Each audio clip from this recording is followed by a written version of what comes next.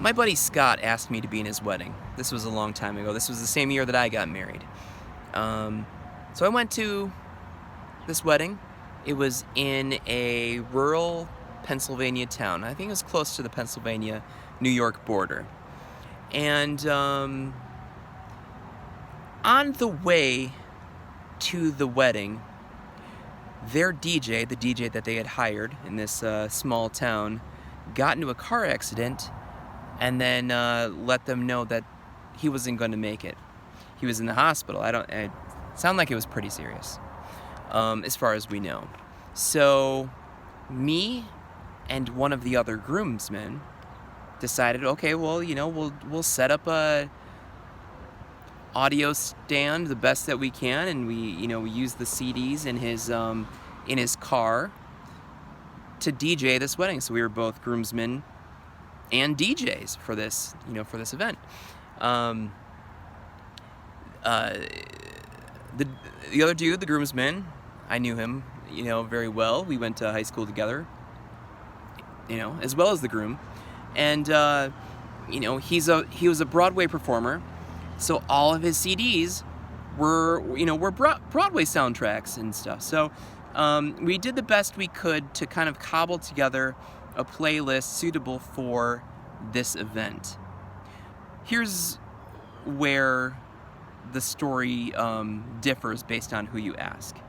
My friend Scott, whose wedding it was, claims that I played the Thong Song for his wife's dance with her father, the daddy-daughter traditional dance at a wedding.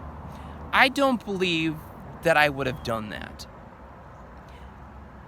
It could have been for, like when they take off the garter and throw that I would believe. But I certainly wouldn't have played that for the daddy-daughter dance. I don't know how to prove, this was 2004. This was before, most cell phones had cameras, at least good ones capable of recording video. But this is something that he, brings up to me from time to time. I don't see him very often. He lives far away. But when he does talk to me, hey, you remember when you played the Thong Song for my wife's dance with her father? Yeah, so I need to, well, there's nothing I can do because it is what it is. He says I did. I say that I didn't. That's just what it comes down to is my word against his. And if he's trying to say I ruined his wedding, talk about the dumb guy who got in an accident on his way to a gig that he had, the DJ. It's not my fault. It was we made it work, and it was fun, and it was it was almost charming in a way because it was so thrown together, and everyone knew that the situation, and we were doing the best we can with CDs. If this was today, I would just hook up my phone. You have access to every song that's ever been made through Spotify, stuff like that. How far the world has come in just 14 years. And, to think that these people who DJ weddings used to have to create all of these, LPs or, even like the CDs for the later years when CDs were big. You'd have to, bring them all along, and you have this little machine that, you queue up one song while the other song's playing, and then you go back and forth. Man, a computer, an iPod can do that now.